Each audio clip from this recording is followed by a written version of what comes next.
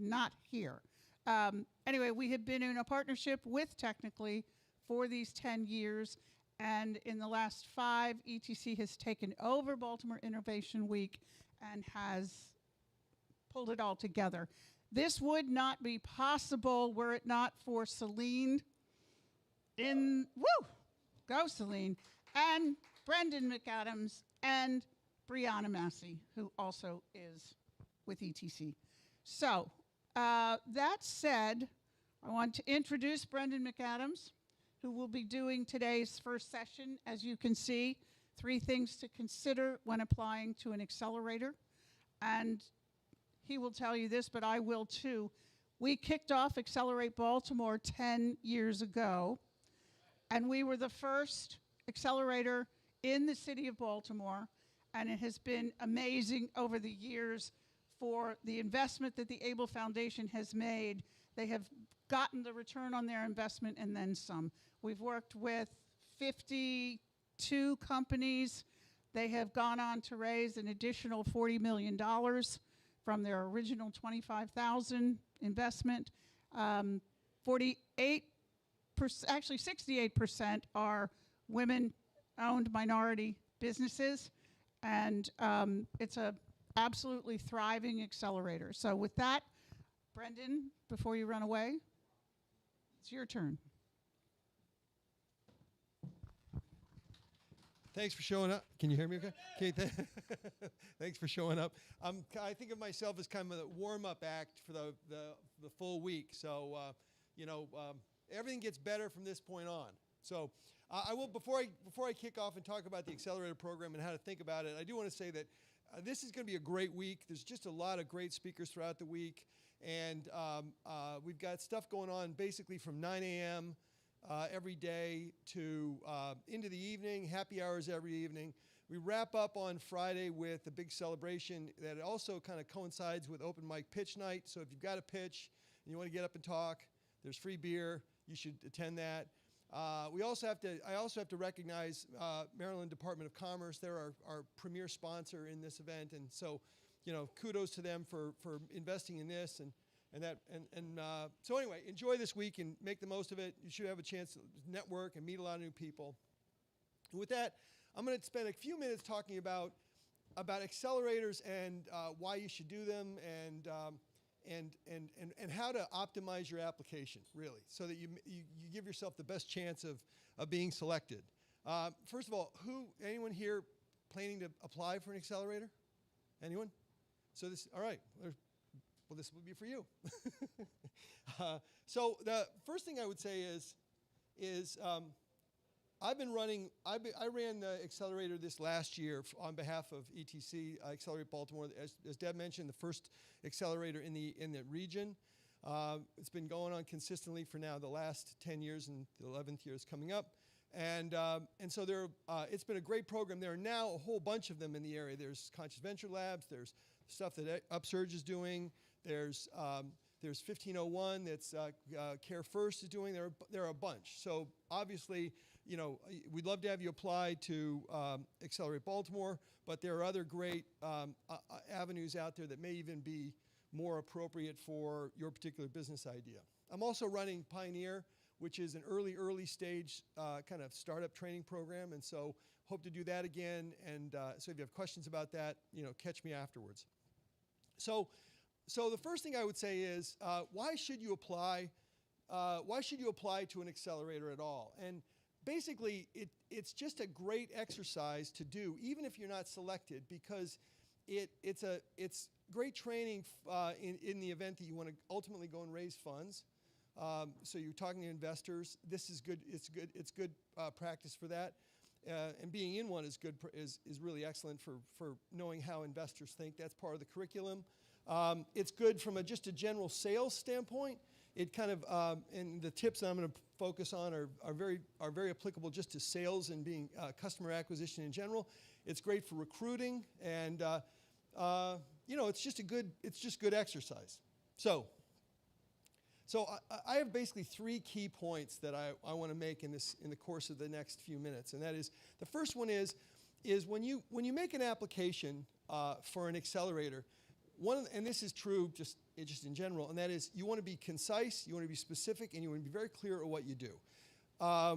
When we for Accelerate Baltimore, we got over 100 applications. So there's a lot of reading involved for the people that are looking at and evaluating the application. So it can become very tedious to try and figure out what it is you're applying, what your business is, who you serve, what your business model is, those sorts of things. And so these are very important positions, very important kind of criteria for you to address. And you want to do so as crisply and as simply as possible, because we're reading a lot of stuff. And if we have to dive in and try and figure out what it is you do, it just makes it very hard for us to evaluate you favorably. So the things you want to keep in mind when you talk to, or when you communicate your application for an accelerator, and by the way, this is going to be true when you talk to investors or customers as well, is who is your customer? You're going to be very specific about telling us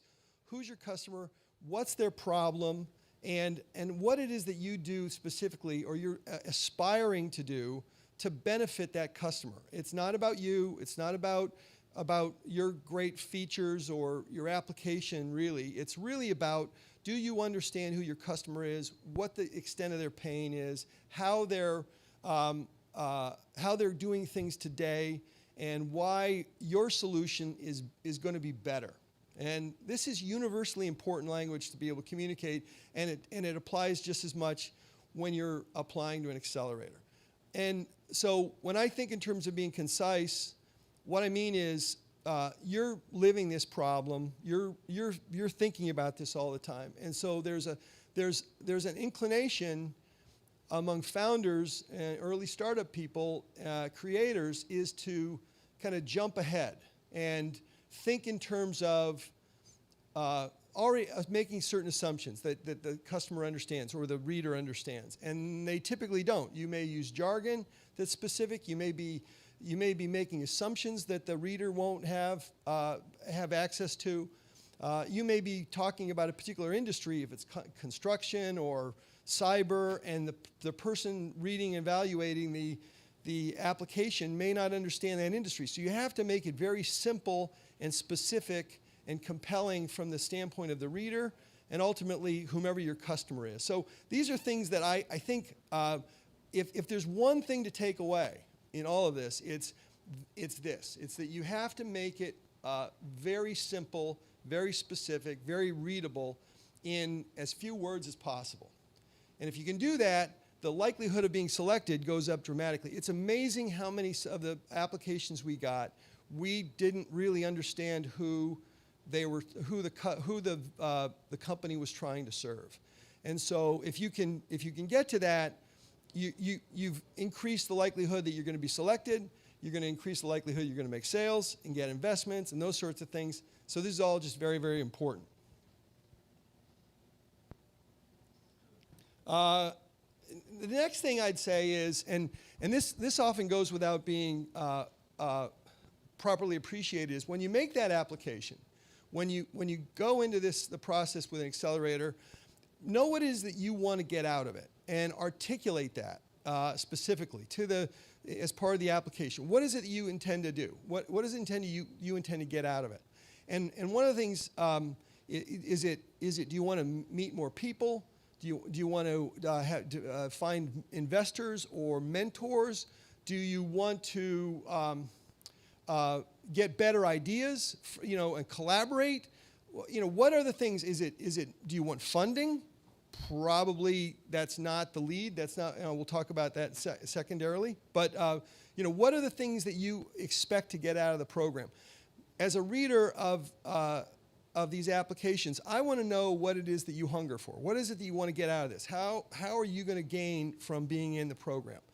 And if it's a specific kind of a accelerator like 1501 is specific for healthcare, then you want to be specific about, these are the sorts of things I want to understand about this particular industry. These are the sorts of introductions I'm hoping to get. That, this is where I want critiques on my application, whatever it happens to be. So think about that when you make that application. What is it you expect to get out of it? And the converse is what is it that you bring to the equation? What is it you bring to the cohort? One of the things, the big thing, one of the big advantages of being in an accelerator is the collaborative element of it. It's how much the group gets along with and contributes to the ideas and the advancement of your business. And so in a accelerator, there are a lot of opportunities to collaborate and get feedback from others and to give feedback. And so as an evaluator of accelerator applicants, I want to see what you bring to the equation. What can you bring? You have specific skills. That's why you're here. That's why you're applying. Maybe it's you're really good at graphics, or your application development, or you really have certain industry knowledge that you can share. Those things you want to make sure that you make those apparent in the application. In the last cohort, I had one of the cohort members present on mobile development, mobile application development. So it benefited me as the program director to have folks in the program who could actually contribute in a very formal way, and it worked out incredibly well. So think in terms of how you're going to bring your value to the group. That's what the evaluators, that's what accelerators, groups are looking for, is how can you make the whole thing better? How can you contribute to that momentum, that flywheel? And so in a similar way, we want people that are eager to be in it. So one of the things you want to do as you convey what you bring, one of it's a level of energy, a level of commitment. You're going to be part of it. And so you need to find some way to convey that in your application. So those are my kind of 3 points, but there are bonus tips that I've got in here. So one of the things I like to talk about is, or I think that's very important to understand, is many of these accelerators, Accelerate Baltimore is included in that. We provide $50,000 as a convertible note to each of the cohort participants. So one of the things you'll want to do, you'll be expected to explain, is if there's money involved, how are you going to use it? And the more compelling your use is going to, that you can explain, the better off you're going to be. So if you know that you need money for application development, if you can be very specific, I need this amount of money because I have these 2 developers and they're building these 3 modules, and you can explain that very coherently, that's advantageous to you. So knowing that. You probably don't want to talk much about the money is being used from your salary, if you can avoid that. We, as accelerator, we want to see people living on ramen and just putting everything back into their business, right? So keep that in mind. On that topic, it's not wrong to ask how does the money work? Like, what's the dilution? What's the impact on you? So you can be prepared to ask that. I would probably hold off on those sorts of questions until after you've been, made the short list or been selected. To me, I'm a sales guy, and so selling is about creating a connection, getting understanding, developing trust. So one of the things you'll want to do if you're applying to an accelerator, you're talking to a VC, whatever you're doing, try to contact people beforehand. Try to develop multiple touches with them. See if you can, the likelihood of being selected goes up dramatically if we know who you are and we've had a chance to understand, and your curiosity is real. And so in that sense, if you can contact and ask questions, participate in any kind of prep sessions that for Accelerate Baltimore, we have several Q&A sessions beforehand, so you have a chance to ask questions and establish kind of a relationship with us. And the folks that do that have a bit of a leg up because we have a chance to understand you better. We have a chance to understand your business and your level of interest and that sort of thing. And that's part of what we do when we think about in terms of the evaluation process. I strongly recommend a 1-minute video. Do something. Don't get fancy. You don't have to get crazy. Shoot it on your phone. They all have cameras now. So but a minute that explains who you are, what you do, it saves us so much time. It's a level of effort. It's a level of initiative. So if you can do that, 1 minute, just don't make it long. 1 minute, here's what you do. This is why it's important. This is why I want to be in the program. Boom, done. That's really important. I talked about the number of different accelerators. There are tons of them out there. You don't even have to be in one here. They're remote. They're spread throughout the country. Techstars has so many, you can't even count them, and they're all over the place. In some cases, you relocate there for a period of time. In some cases, they're virtual. But look around, because there are now, I don't know, there are probably a couple dozen here in town, and they're all over the country. So pick the right one. Like I mentioned, 1501 at Care First is, if you're a healthcare, then it's very specific on healthcare, so that's going to give you a bit of leg up. They'll have contacts in that space. You'll want to get in. They'll be able to introduce you to other payers, other health plans, other provider networks. That's a huge advantage that you may not need or may not benefit from if you're if you're a construction startup, and they probably won't select you anyway. So there's that. And then finally, if you're not selected, find out why. Contact them. Now they may not tell you, but it's not quite like going to a job interview where they're in trouble if they tell you you're not going to, they don't want to get in trouble by explaining why you weren't selected. If you make the effort, if you don't get selected, at least make the effort to figure out why. Figure out what it was, that caused you not to be selected. It may be that you're not a good fit. It may be, if you've been through several of them, if you've been through 2 or 3, we're probably disinclined to select you. Right? We're looking for Accelerate Baltimore, we're looking for relatively early stage. We're oftentimes, I think of it as a bit of a feeder organization for the other startups, for the other accelerator programs. So we're oftentimes a good option if you're thinking about doing another accelerator later, although I'm a big fan of sales and talking about sales and promoting sales as a way to avoid getting funding at all. Because if you can fund based on bootstrapping and revenue from customers, you don't have to go through that awful VC experience. It's not awful, but it's certainly time consuming. So, and that's kind of ultimately, that's my message in all of this really quickly is, it ultimately boils down to sales. Most things in this, and this is, I know, very unsavory for a lot of people to understand this, but this is all boiling down to sales. All this stuff that I'm talking about, all the things that I'm these ingredients that I'm suggesting you consider are ingredients that will benefit you just if you've got a startup, if you're starting a business, if you want to turn whatever you're doing from a hobby into a business, these sorts of practices are going to benefit you greatly. So even if just the act of applying and going through the effort is going to benefit you in terms of your development from a sales standpoint, from a customer acquisition standpoint, and I think ultimately that's where I think that's the benefit of applying to Accelerate Baltimore or any other accelerator program that you might consider. So that's kind of what I had for three plus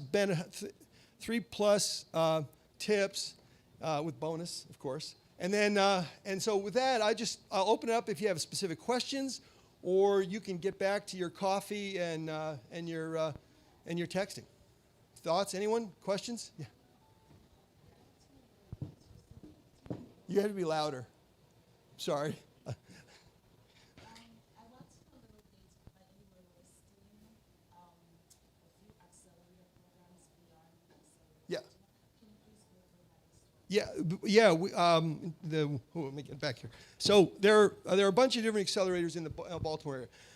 We have an exhaustive list I can get for you, but I mentioned Conscious Venture Labs and the Upsurge Techstars guys, and then 1501, and they're I can't remember all of them, but we'll get you a list, and we have them all. Yeah, or not all. I think we have a lot of them. Anyone else? Other questions? Yeah. Are you currently looking for new startups to fund or help? Our next. By the way, that's an excellent question. I should have said that. So we run our application process every November. End of October, we'll open up applications typically, and then we make a decision early December, and we kick things off in January. So yes, we will be looking for a next round of accelerator participants toward the very end of this year. Yeah. Yeah, you bet. And we. And there, if you ask how many we select, for us it's 5. So we choose 5 companies, and they each get, as I mentioned, $50,000. And as a convertible note, in the past it's always been funded by Able Foundation, so it's very favorable in terms of the terms and the flexibility. And it's convertible note right now, although I think they're entertaining the idea of going to a safe note, and so which might be slightly better. But for us, it's 5. I think Techstars does 10. I don't know what 1501 does, and Conscious Venture. So, but yeah.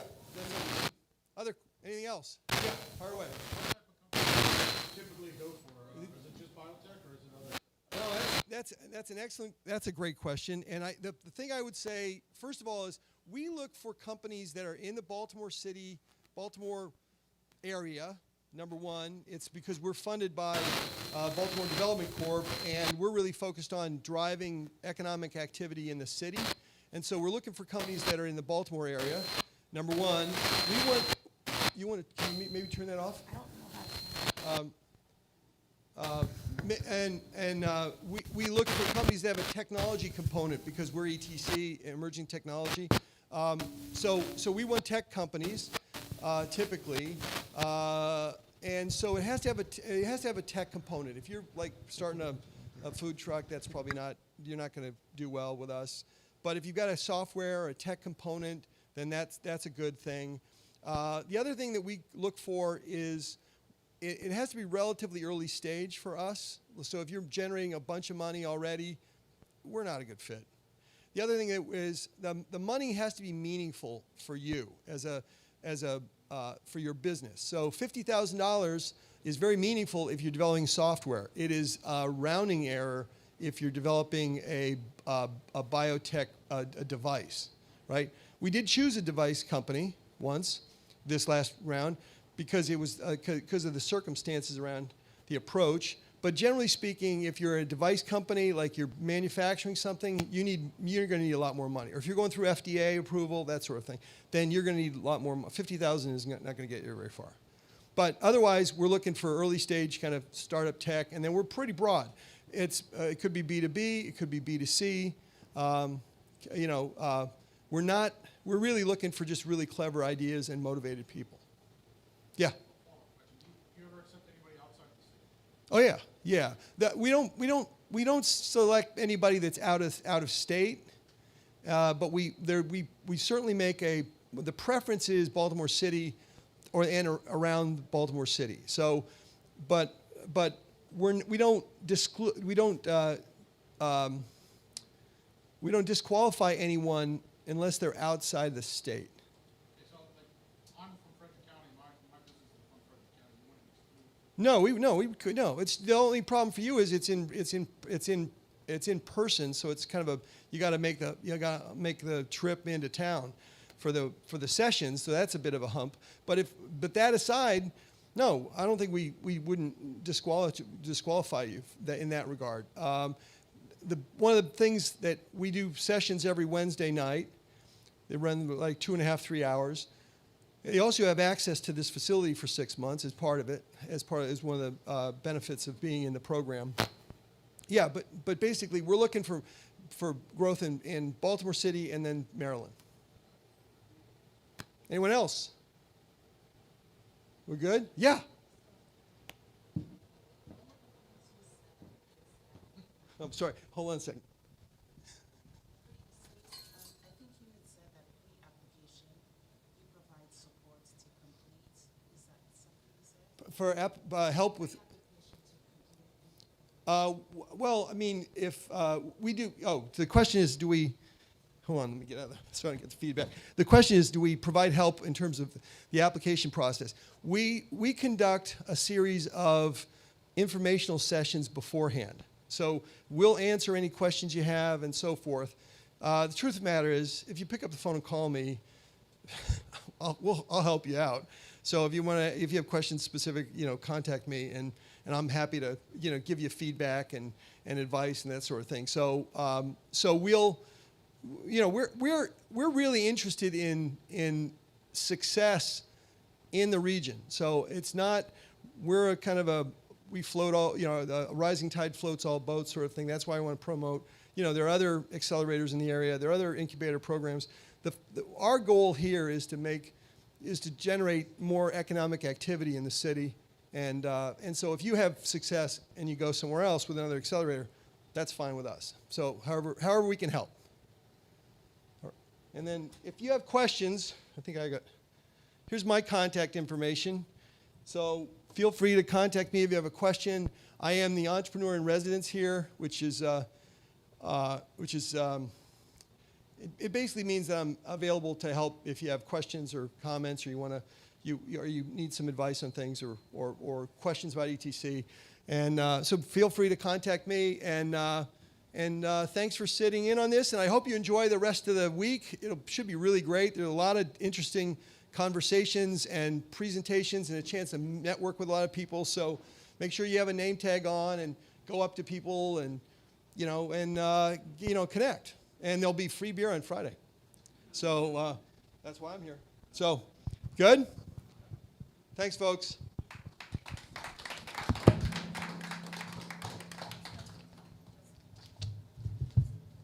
And now it's coffee, and then we've got someone coming on at 10:15, I think. Is it 10:15? 10:40. So you got some free time. Yep. And does everyone have the password for the Wi-Fi here?